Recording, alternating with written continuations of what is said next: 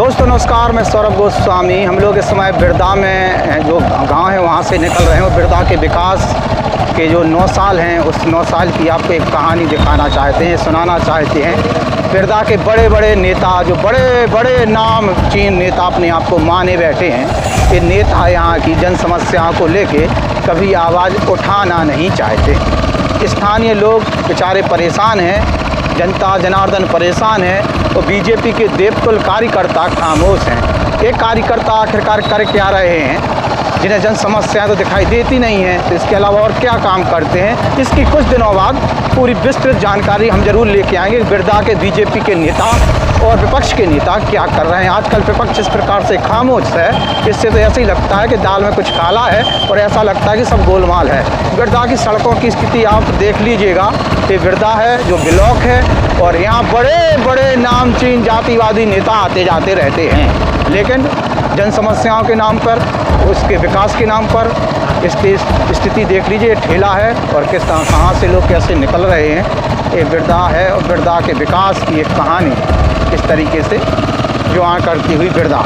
तमाम लोग उल्टा सीधा जो भी लिख रहे होंगे, आवाज़ उठाने का प्रयास कर रहे होंगे। अंधे गड्ढे हैं, पता नहीं कहाँ से क्या हो जाएगा। लेकिन ललितपुर के सांसद, विधायक, मंत्री, प्रभारी मंत्री और इनके बीजेपी के बड़े बड़े नेता, इन लोगों को अमृतकाल के काल दिखाई नहीं दे रहे हैं कि 9 साल में बिरदा की स्थिति वहीं की वहीं है, कोई सुधार नहीं आया। डबल इंजन की सरकार भी यहाँ पर फेल हो गई है और ऐसा लगता है कि पंचर हो गई हो गाड़ी। और शर्म लगने लगी है चुने हुए जनप्रतिनिधियों को बिरदा आने में। आते भी होंगे तो सीधे हाईवे से निकल जाते होंगे, इधर आएंगे तो जनता पूछ लेगी नेताजी क्या कर रहे हैं। बड़े बड़े लोग अपनी गाड़ियों के पीछे इसी प्रकार से नाम लिखवा कर अपना कहीं की खौफ बनाने का प्रयास करते हैं। ये भी नियम के विरुद्ध है। लेकिन सड़क की स्थिति हम आपको बताना चाहते हैं बिरदा की, और यहाँ बिरदा की सड़क का ना तो सुधार हुआ है और ना ही सुधार होने की हमें कहीं से दूर दूर तक दिखाई देती है कि सुधार होगा।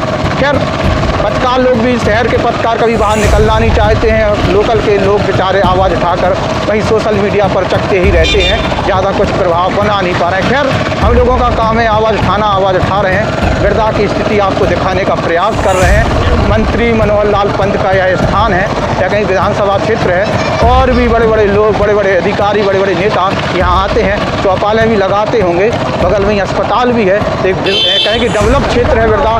कॉलेज भी है यहाँ पर और काफ़ी दूर दूर से बच्चे पढ़ने आते हैं। लेकिन गांव के भीतर की या कहें कि शहर या कस्बे के भीतर की स्थिति क्या है वो आप देख लीजिएगा।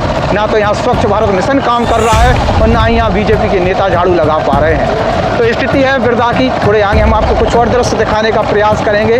और बिरदा की स्थिति पर कोई नेता बोलने को तैयार नहीं है, मीडिया कवरेज करने को तैयार नहीं है। और अमृतकाल में इसका भी जश्न यहाँ के सांसद, विधायक, मंत्री, प्रभारी मंत्री और जिला पंचायत अध्यक्ष मना लें तो वो भी ज़्यादा अच्छा होगा। क्योंकि आप लोगों ने क्या किया है उसकी एक वानगी इन 9 सालों में, इन 6 सालों में ट्रिपल इंजन की सरकार में दिखाई तो देने लगी है। और हम लोग किस तरीके से यहाँ से गुजर रहे हैं, निकल रहे हैं, वो भी आपके सामने है। स्थानीय लोग बेचारे कुछ कर लें, थोड़ा मोड़ा ये स्थानीय गड्ढा बनने का प्रयास कर लें तो कर लें, वरना हमारे नेताओं के बस की अब कुछ रह नहीं गया। ये चुने हुए जनप्रतिनिधि कम और प्रचारक ज़्यादा हैं। जिस पार्टी के, उस पार्टी के नेता बनकर रह गए हैं और स्थिति बद से बदतर है।